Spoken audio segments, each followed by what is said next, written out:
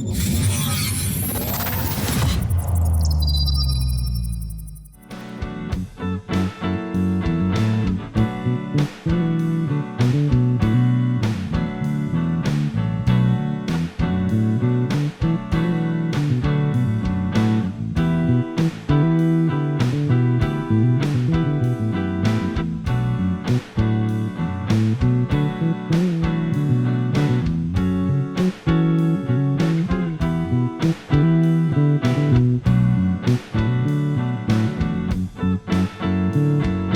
this is E. Pruitt, nextlevelguitar.com, here in Tacoma, Washington at Decade Sound Studios. I want to thank everybody at Decade Sound for letting us come in here today. All right, what was I messing with there? All right, basic blues.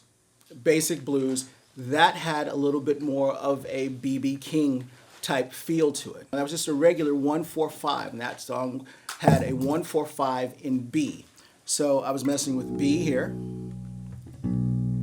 and then as the 1, B is the 1, E is the 4, F sharp is the 5. So for a lot of people who don't understand that, sometimes you'll hear somebody say, go to the 1, or go to the 2, or go to the 3, or something of that nature. What they're talking about is where that note is in that particular scale, okay? So whether you were in B major or B minor, your 1, your 4, and your 5 are still going to be the same, okay? So this was playing off of the 1, the 4, and the 5, B, E, and F sharp of the song. All I was doing with that one is just laying back a little bit, making sure that I came in and hit right on top of the bass drum.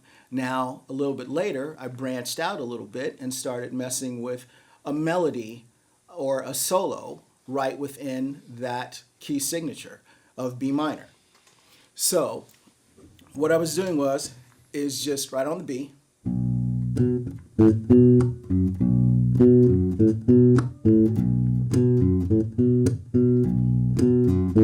Now, if you listen to what I'm doing there is with my right hand, all the time that I'm playing, I'm trying to keep some kind of time. So even right in the middle of, if there's no note going on, I'm usually still thinking about where the beat is, so I can stay in the pocket the whole time.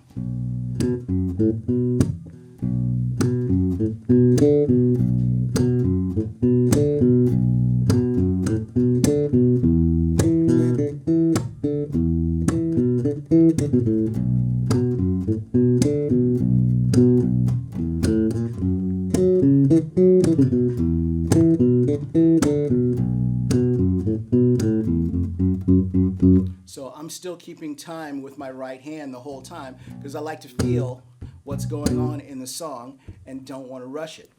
One of the things that I've run into with my students and people who basically play a wide variety of music in a night, okay, real quick, you can't go from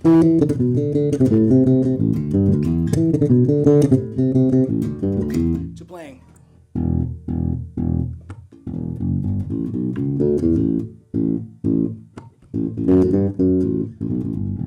without thinking that you have to play what is right at the right feel for each song. So you can't go from playing a heavy metal song to playing a disco funk song to playing a blues song and play them all the same way. You have to think about, you need to either lock into the pocket, you need to play either more aggressive, or you need to play more laid back, you need to play either right on top of the beat or ahead of the beat or something of that nature. I've been to plenty of shows where I've seen bands that do multiple things in an evening, multiple songs, and the drummer or the bass player plays one song just as aggressively as they played the last song, and they're not even in the same category of music. So you want to think about that. And another thing, when it comes to actually learning a song, you have to pay attention to what's going on in the song, make sure that you are on the right points at the right time. And don't get yourself inundated with thinking about how somebody does a lick. Make sure that you know what's going on in the song before you start worrying about how they do a particular lick. Because what will end up happening is you'll be able to play the lick great, but the rest of the song is going to suck. Just letting you know ahead of time. So, in this case, all I'm doing is a 1-4-5.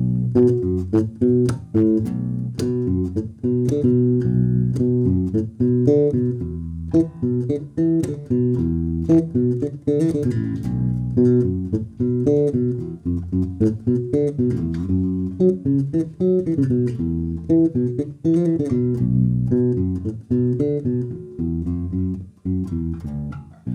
you want some more information, want to check out some more lessons and things like that, click on the links below. Have a bass masterclass in there. We go over a lot of different blues things. We do some more things with some scales, beginner, intermediate, and advanced. Another 145 blues pattern is the one that you've heard forever.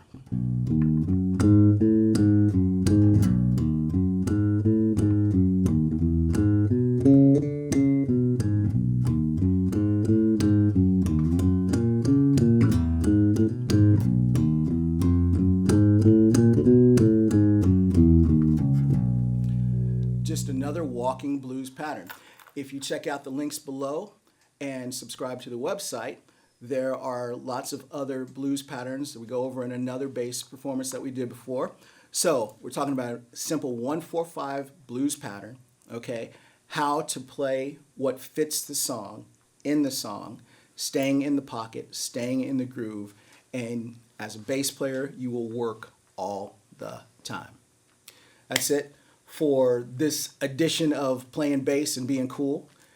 Check us out at the links below. And again, thank you to Decade Sound Studios in Tacoma, Washington, and nextlevelguitar.com.